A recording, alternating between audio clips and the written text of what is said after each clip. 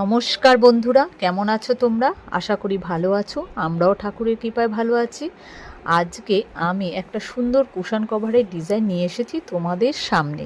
এই কুশন কভারটি শুধুমাত্র বানিয়েছি, সামনে আমাদের পুজো আসছে তার জন্য। তবে আরও 3টে এই ডিজাইনের কভার বানাবো, তাহলে সোফার পুরো লুক কভার হয়ে যাবে।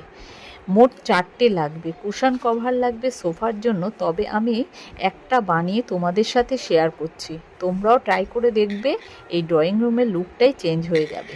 খুব সহজভাবে এই কুশন কভার বানানোর প্রসেসটা দেখিয়ে দিয়েছি, তাই তোমরা মন দিয়ে ভিডিওটি দেখে নাও।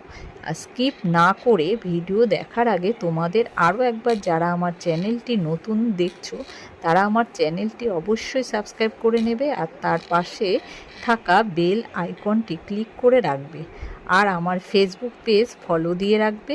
আর যারা আগে থেকেই ইউটিউব চ্যানেল অলরেডি সাবস্ক্রাইব করে রেখেছো তাদের অসংখ্য অসংখ্য ধন্যবাদ।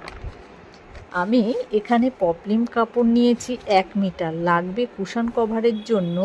তাই প্রথমে হলুদ কাপড় কেটে নিয়েছি 10 ইঞ্চি বাই 10 ইঞ্চি, কিন্তু এটা পুরোটাই 16 বাই 16 ইঞ্চির মাপ।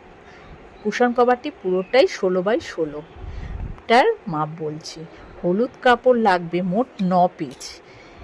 একটা কাপড় নিয়ে 10 ইঞ্চি বাই 10 ইঞ্চি কেটে নেওয়ার পর মাঝখান বরাবর কাপড়টাকে ভাঁজ করে নিতে হবে দুদিকে। একরকমই ভাঁজ করে নেওয়ার পর একটা পয়েন্ট দিয়ে মাঝখানে একটা পয়েন্ট করে চারদিকে কাপড় ভাঁজ করে নিতে হবে।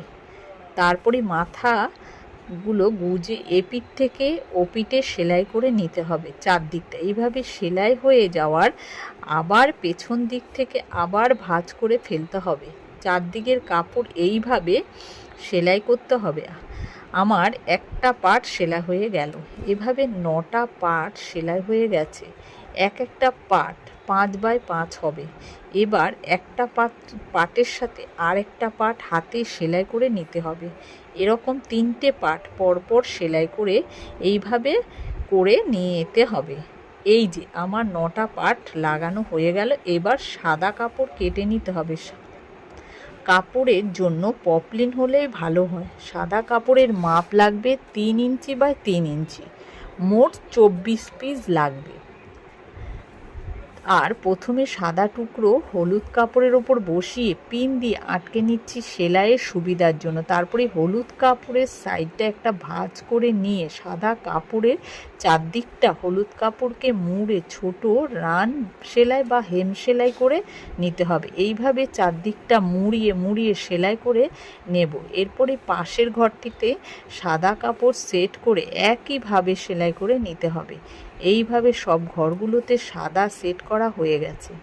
এরপরে সাইডগুলোকে অর্ধেকটা সাদা কাপড় লাগবে। আমি কিন্তু পুরো সাদা কাপড় ভাঁজ করে অর্ধেক করেই সেট করে সেলাই করে নিয়েছি। পুরো কাজটা আমার হয়ে গেছে। এবার মাঝখানটা যে সেলাইটা আছে সেটাকে ঢাকার জন্য লাল পুঁতি কিংবা সাদা পুঁতি লাগবে। সাদা পুঁতি ভালো লাগবে, তাই আমি এখানে সুন্দর লাগবে, তাই আমি কিন্তু আমার এই পুঁতি ঘরেই ছিল, সেটাই আমি লাগিয়ে ফেললাম। আমার পুরো কমপ্লিট হয়ে গেল। এবার ব্যাক সাইডটা করার জন্য লাগবে একটু মোটা সুতির কাপড় বা আরডি কাপড় হলেও হবে। পেছনটা আমি আমার আগের ভিডিওগুলোতে দেখিয়েছি, তাই আর এই ভিডিওতে দেখাইনি। আমি পেছনটা মেশিনে সেলাই করে নিয়েছি। তোমাদের আরও একবার মনে করিয়ে দিই, যদি আমার ভিডিওটি কারোর জন্য উপকারে লাগে বা ভিডিওটি যদি সত্যি ভালো লেগে থাকে, তাহলে প্লিজ একটা লাইক করতে ভুলবে না। চ্যানেলটিকে এগিয়ে নিয়ে যেতে অবশ্যই একটা সাবস্ক্রাইব, তোমাদের একটা সাবস্ক্রাইব আরও বেশি নেক্সট ভিডিও বানাতে আরও বেশি মোটিভেট করবে। Thank you of all my friends. Bye by.